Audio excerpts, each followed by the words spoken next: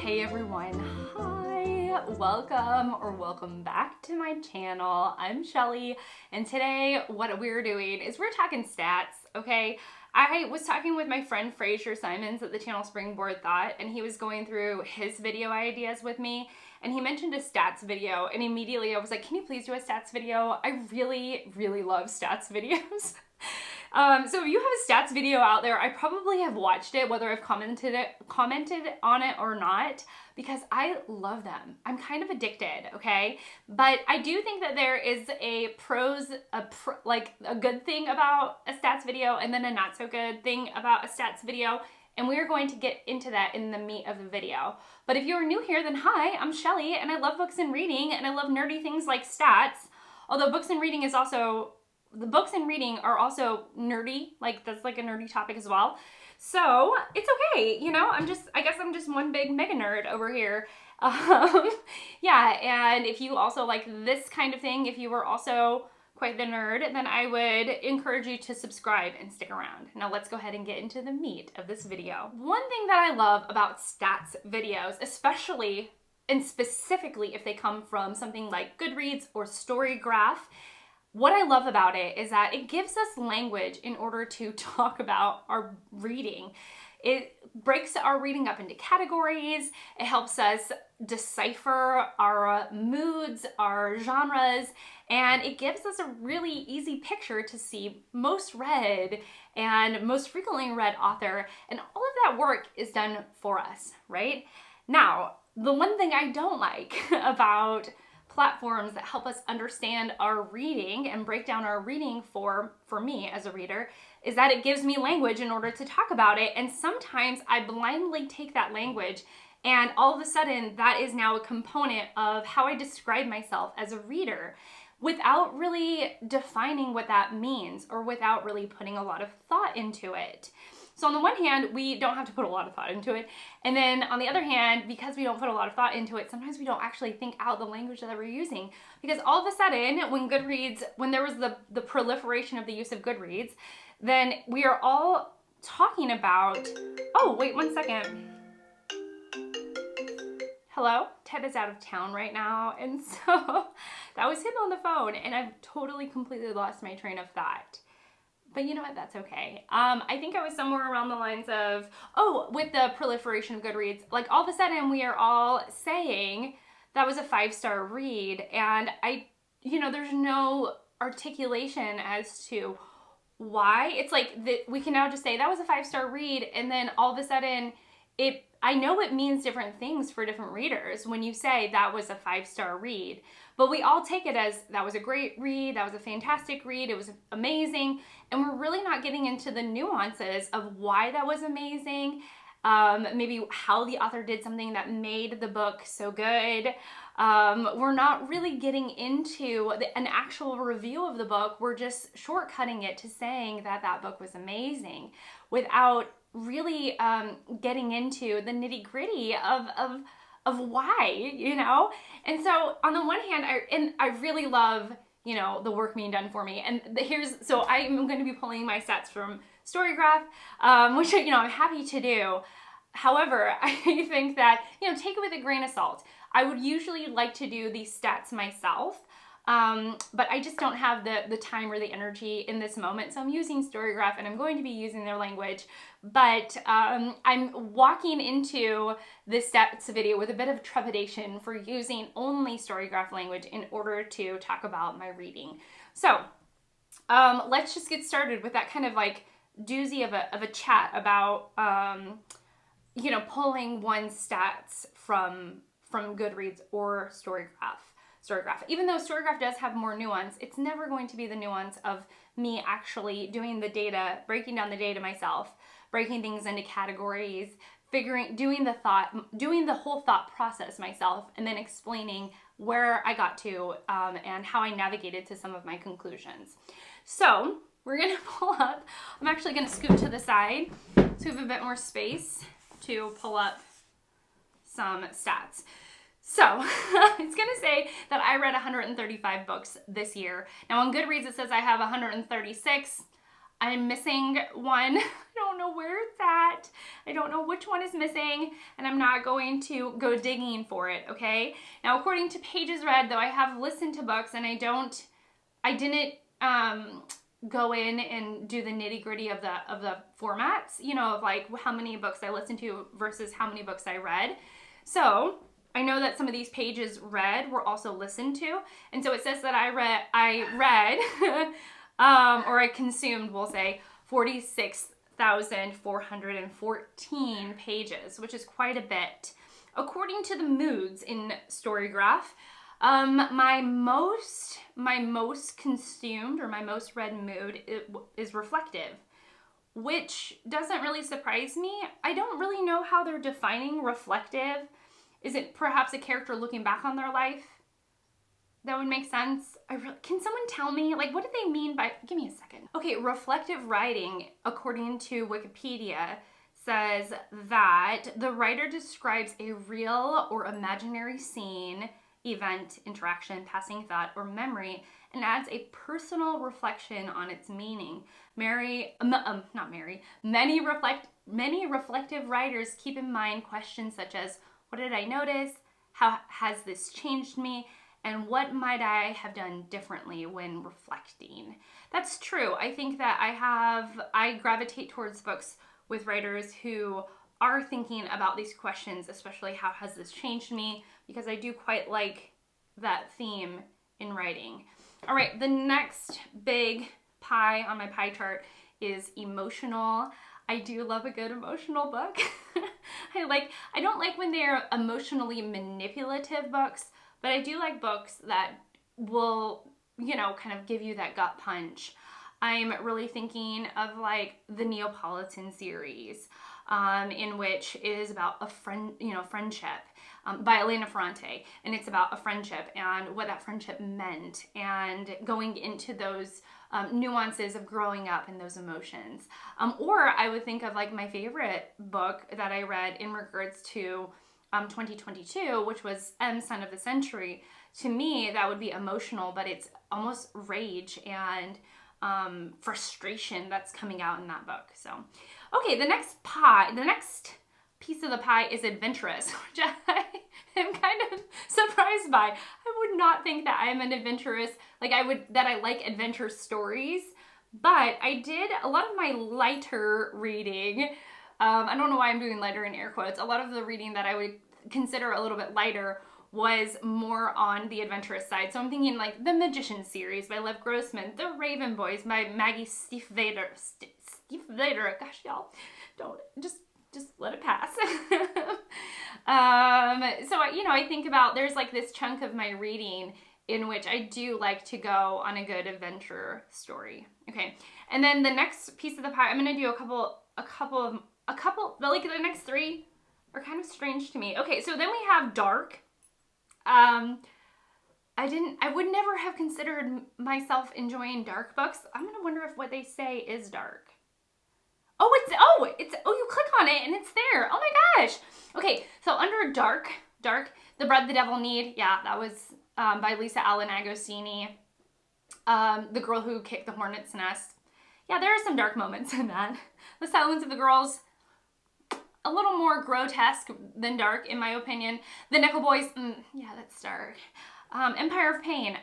I wouldn't say that is a dark book, but it's dealing with heavy subject matters. The Girl Who Played with Fire, yes. An Elderly Lady is Up to No Good.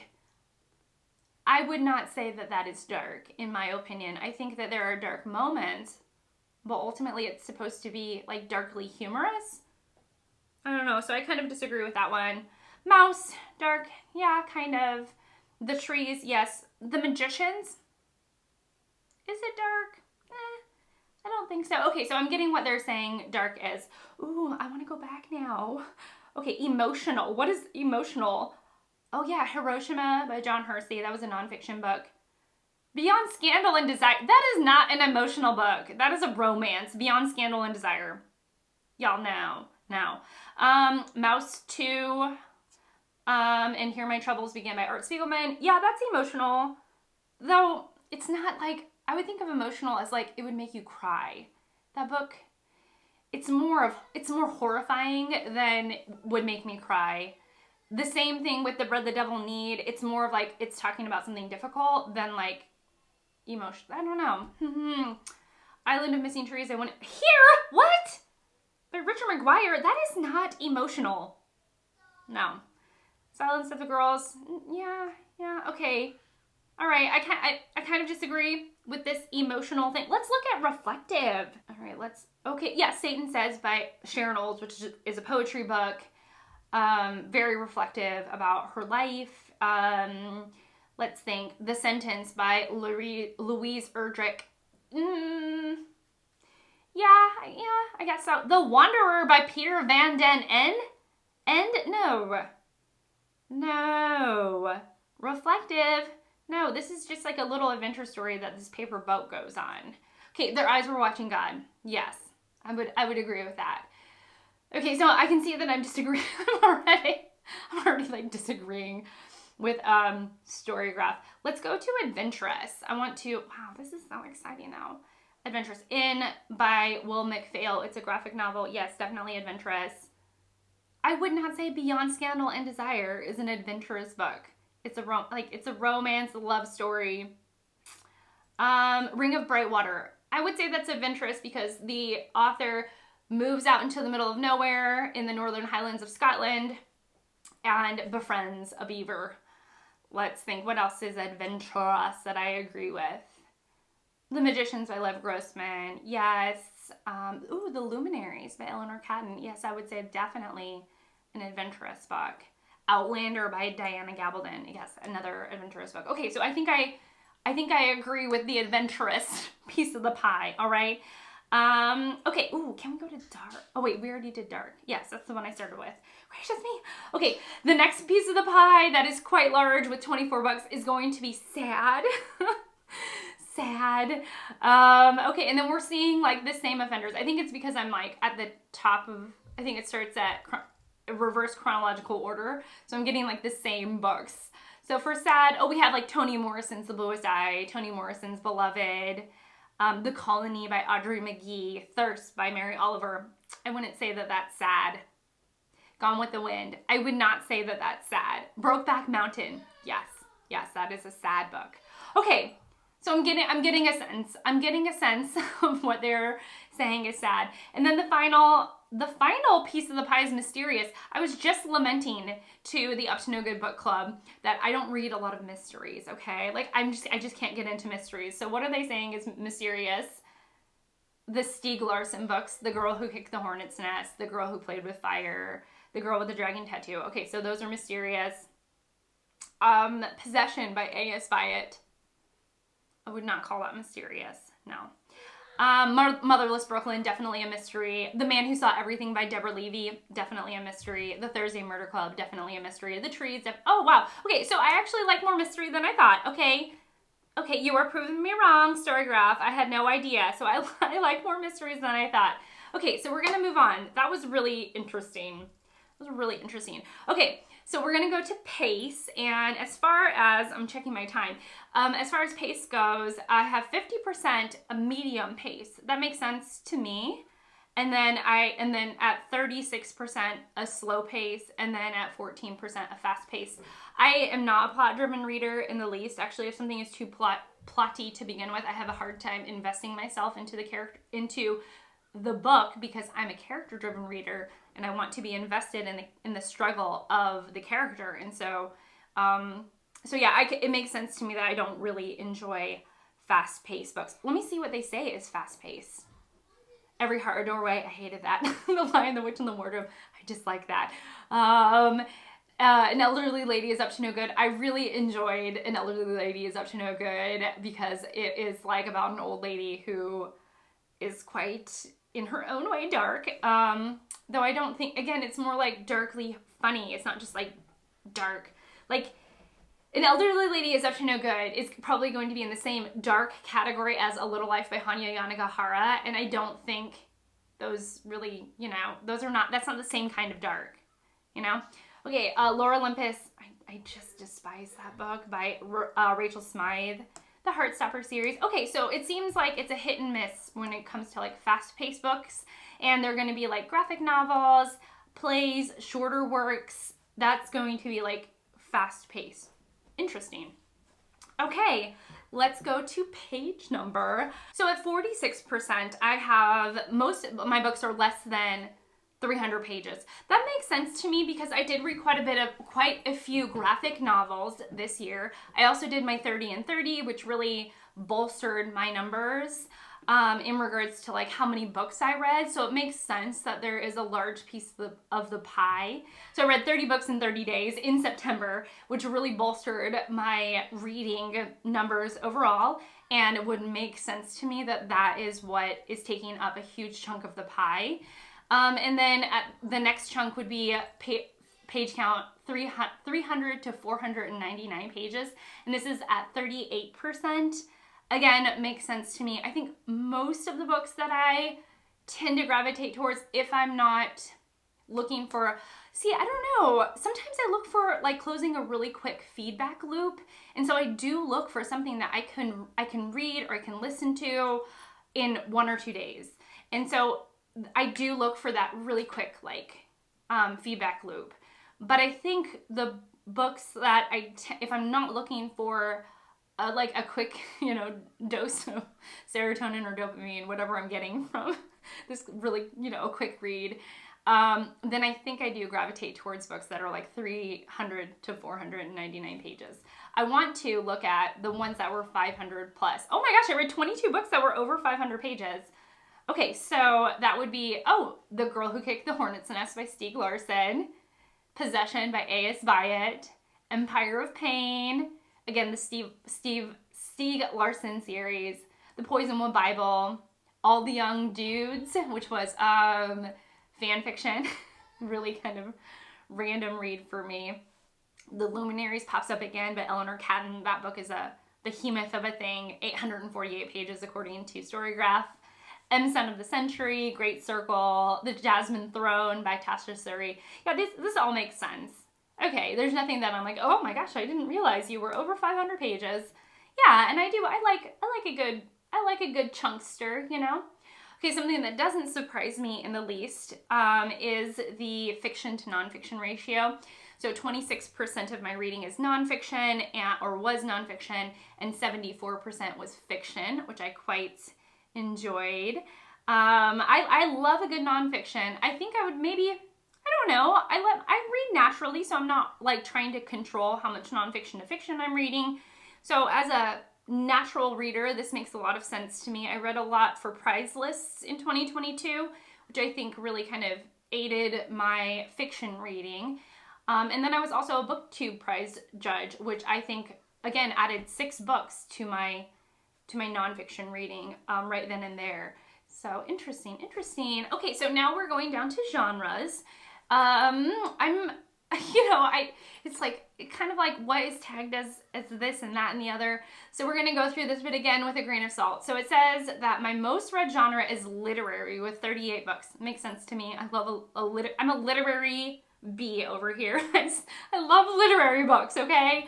The next genre is classics, but classics is a time period, not a genre, with 28 books.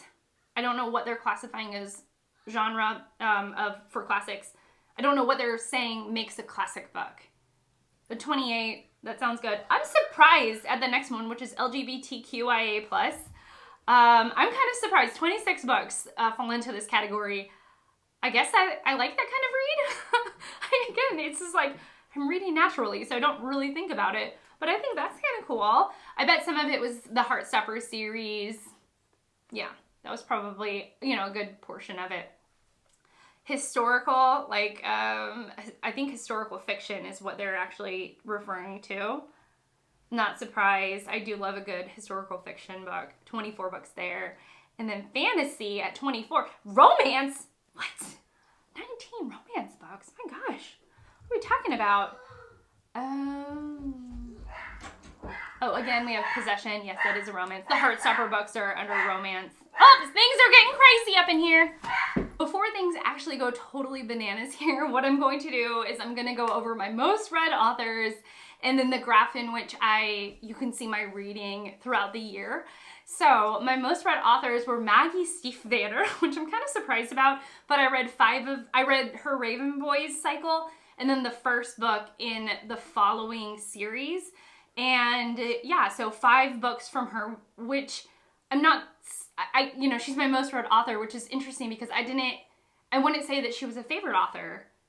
Well, fascinating. Whereas like Alice Osman, I read her Heartstoppers series and I really loved it. And that is like accurate that I read the most from an author I really loved. Whereas I don't think I could say that about Maggie Stiefvater, which is so strange.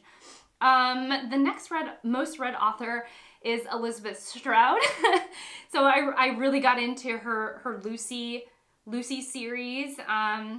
My Name is Lucy Barton, I think is the first book, Lucy by the Sea. I just really enjoy, Oh William. I love that whole series.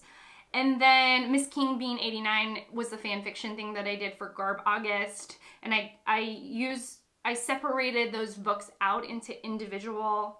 So Miss King Bean 89 is a fan fiction writer, and she wrote Harry Potter fan fiction.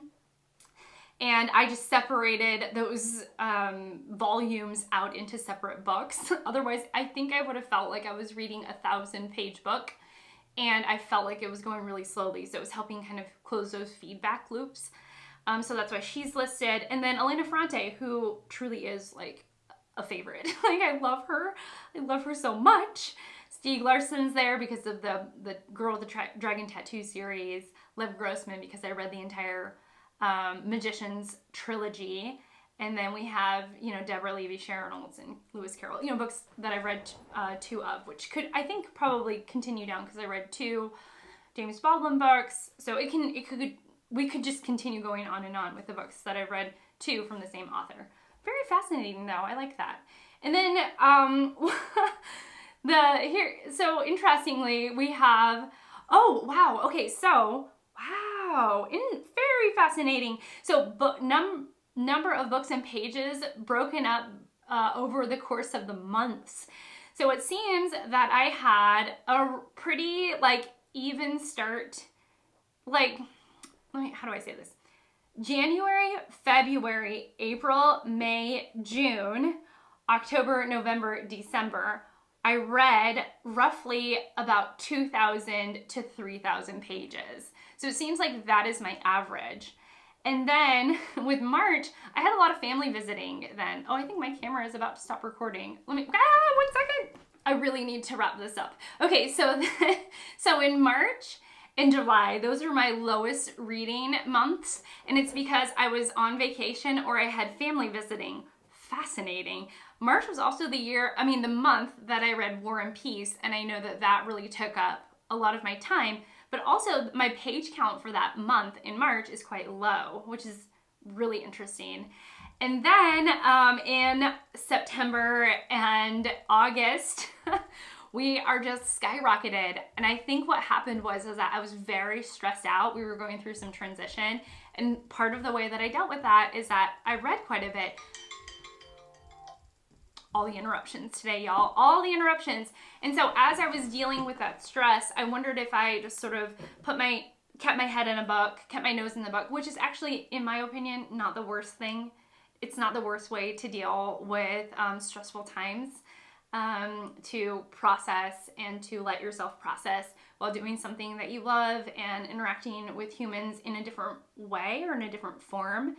So I wonder if I was just getting I was really stressed at that point. I also wondered if I was just needing some more feedback loops closed, and so I picked up more graphic novels and more short reads, which aided to the page count. So that's really interesting. And then star ratings are totally moot because I rate so few of my books. But I really did have, when I look back on the year, I feel like I had some really strong reads, but I also had some of the worst reads of my life. So it was a very the highs were really high and the lows were really low. And so I hope that this year is actually going to be a bit more even for me. Just want consistently good reads. I don't mind if it's, you know, I'm not always looking for like the best of the best for the worst. And then also because I have that expectation, probably also getting the worst of the worst. I just wouldn't mind like a more even keel year. So we'll see. But those were my stats for 2022. Thanks for coming along on this journey with me. It was really interesting to use Storygraph. Some things I agree, some things I disagree with. I will leave my June or July, stats video where I did the stats myself down below. And yeah, that's it. So anyways, I'll let you all go. I have to go. Everything is dinging and beeping and doing its thing, so I need to go. But thank you so much for watching. Thank you so much for being here and just spending this time with me. I really appreciate it. And I will see you all in my next one. Bye, guys.